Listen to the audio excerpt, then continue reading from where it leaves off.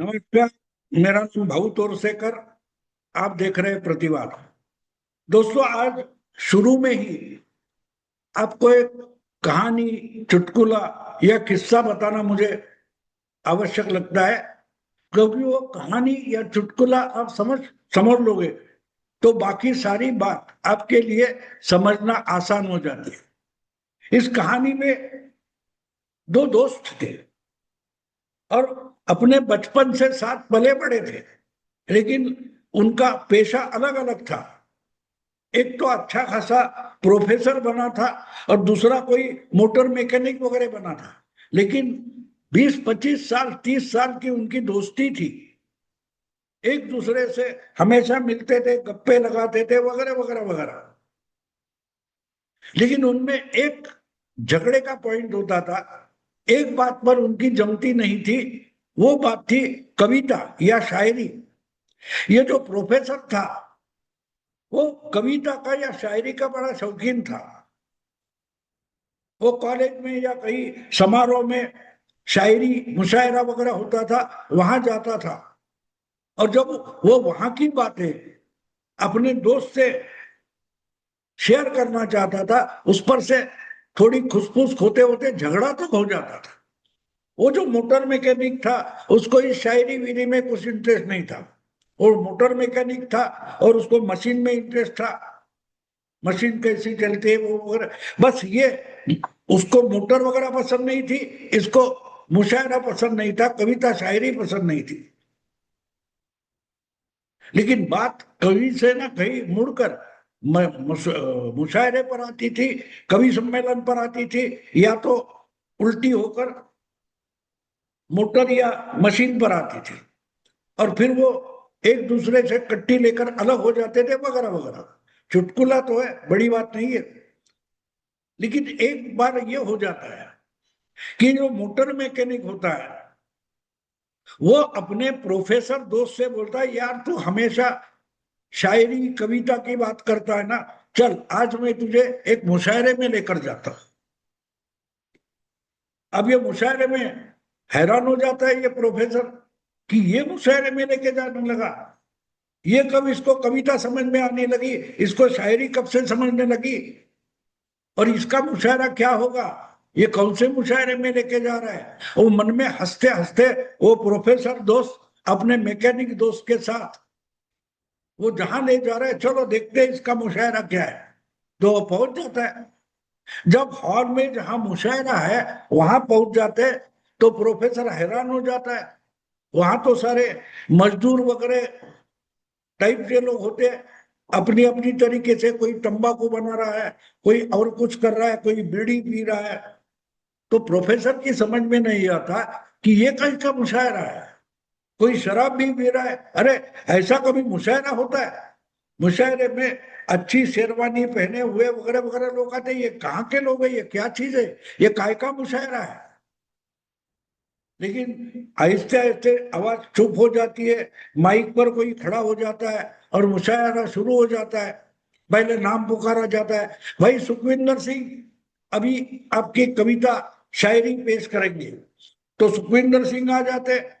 तो ये मैकेनिक दोस्त बोलता है, अरे शायरी शायरी हमेशा बकवास करता है ना, अब सुन, हमारी भी शायरी होती है, हमारा भी मुशायरा होता है, सुन ले अभी हमारी शायरी।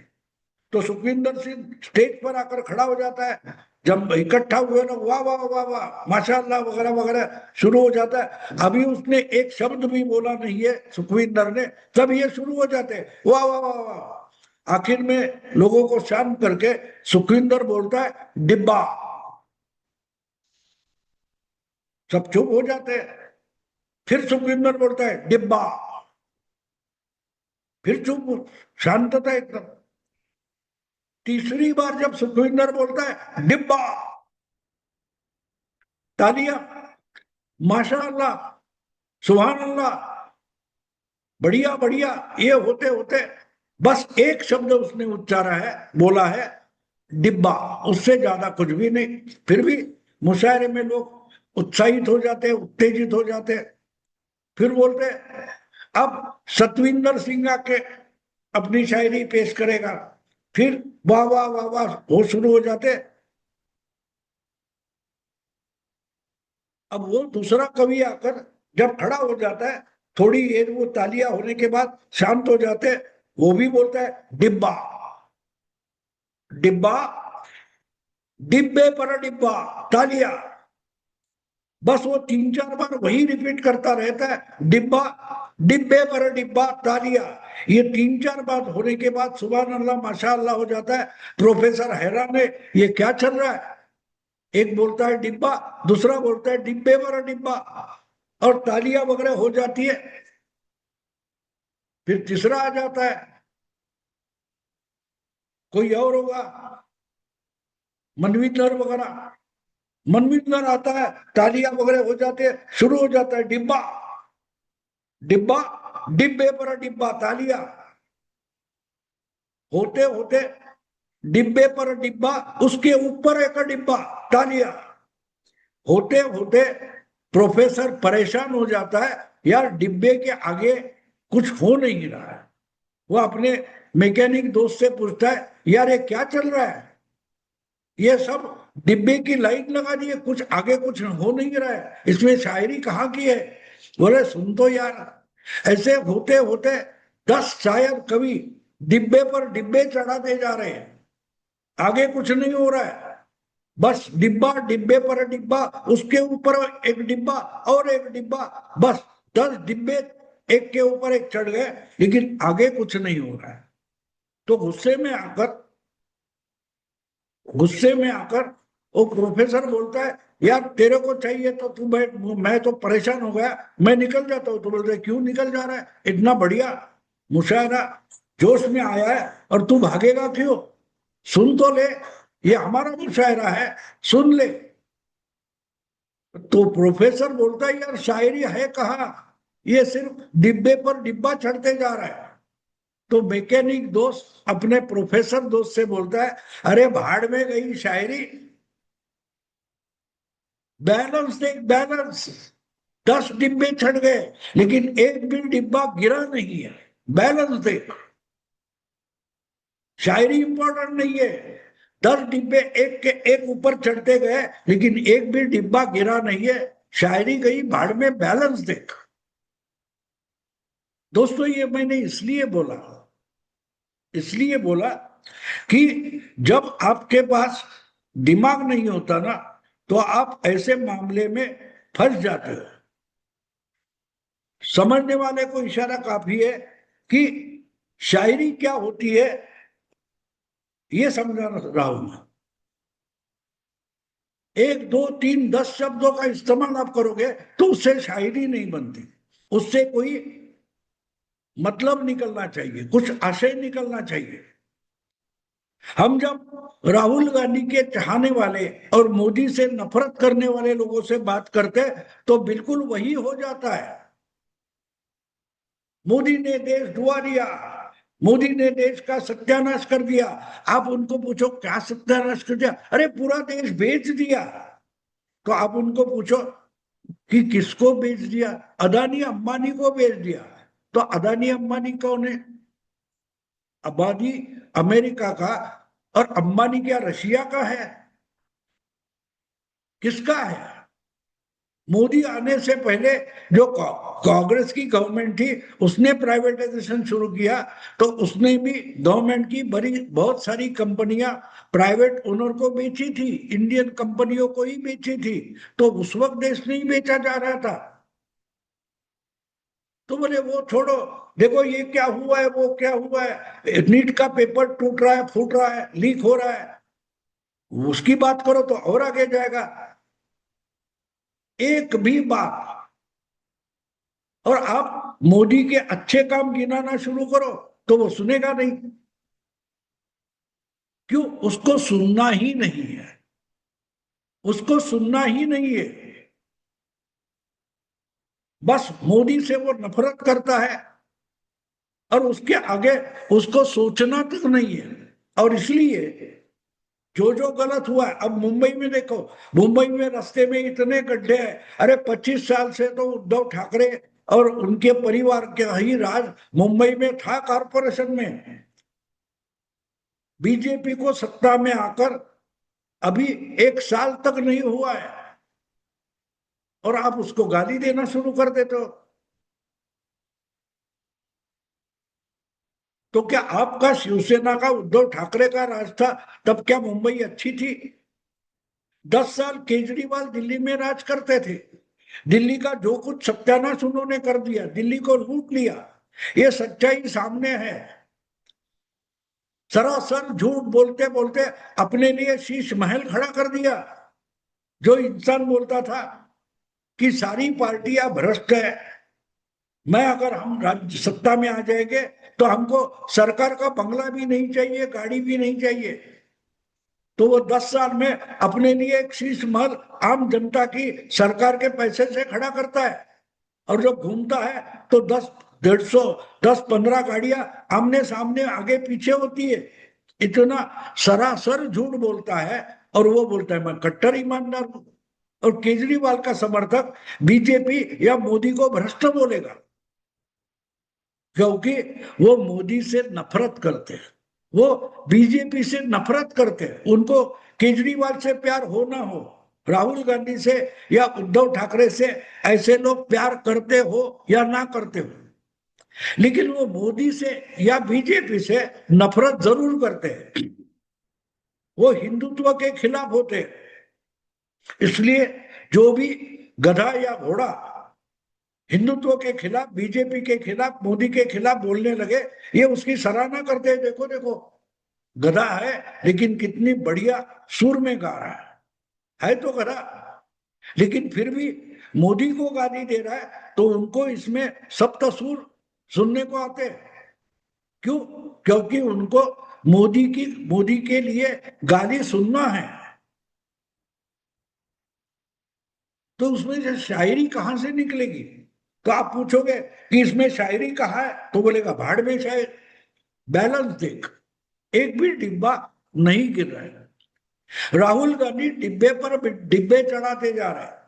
अगर हम पिछले 12-13 साल, नरेंद्र मोदी जब से देश के प्रधानमंत्री बने हैं तब से जो राजनीति हो रही है, देश का काम हो रहा है, उसके बारे में अगर हम हिसाब लेने बैठ गए तो उसी समय में राहुल गांधी ने क्या किया ये पूछो तो सामने वाला बोल नहीं पाएगा, लेकिन वो एक बात बोलेगा, एक भी डिब्बा नहीं गिर रहा है।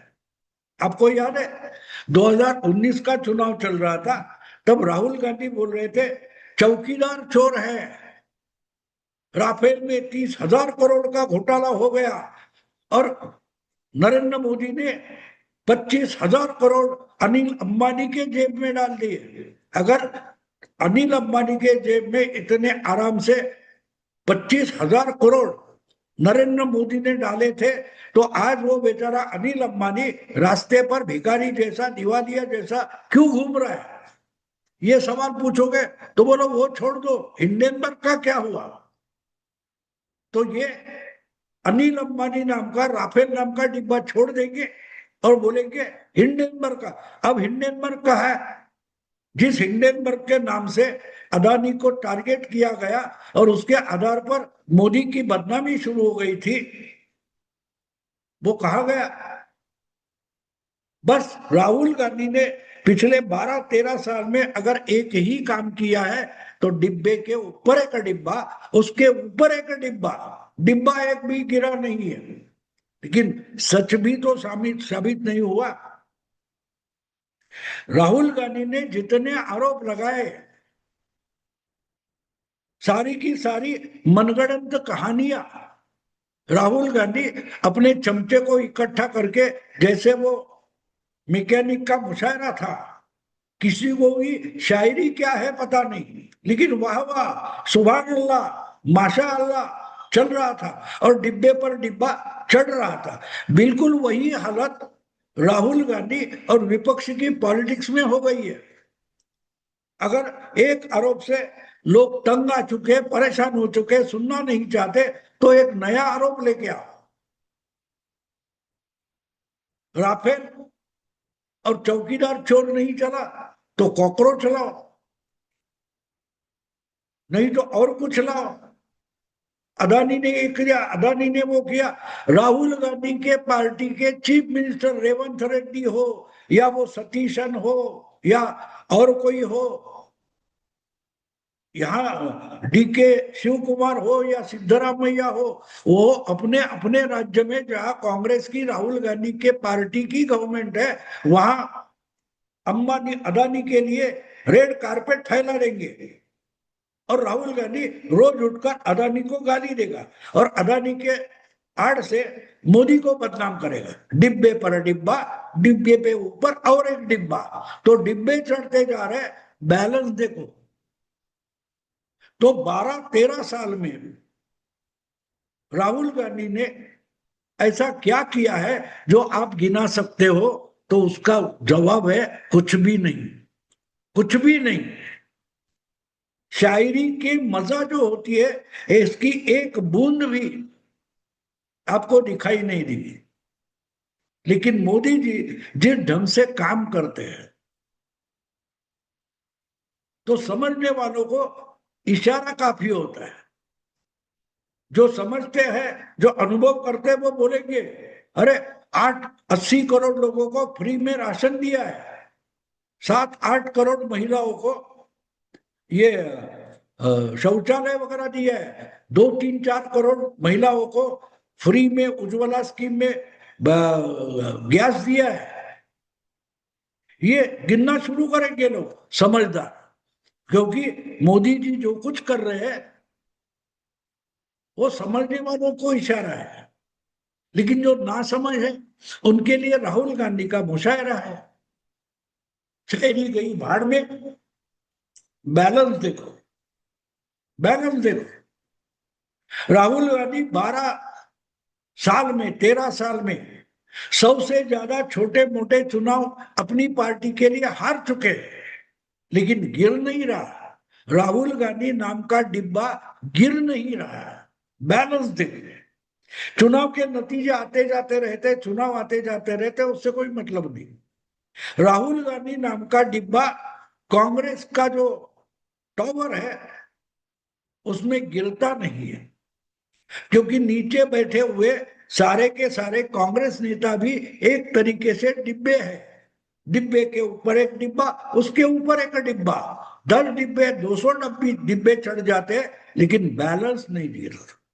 कांग्रेस का बैलेंस अभी भी टिका हुआ है, क्योंकि सारे के सारे डिब्बे हैं, उसमें दिमाग नहीं है। तो इसलिए कहने का मतलब ये है कि मोदी को लोग इसलिए पसंद करते हैं कि मोदी जो नीति अपनाते हैं वो शायरी जैसी है, समझदारों को समझ में आती है, वो मोदी को वोट देते हैं। और बाकी राहुल गांधी के डिब्बे खाली रहते हैं, बस बैलेंस पक्का है। इसलिए मैंने जो उस हेडिंग दिया है, समझदारों के लिए, समझने वालों के लिए इशारा काफी है, ना समझो के वास्ते मुशायरा काफी है। दोस्तों अभी यही रुकता हूं। अगर वीडियो पसंद आए तो लाइक कीजिए, शेयर कीजिए और प्रतिवाद को सब्सक्राइब कीजिए। नमस्कार।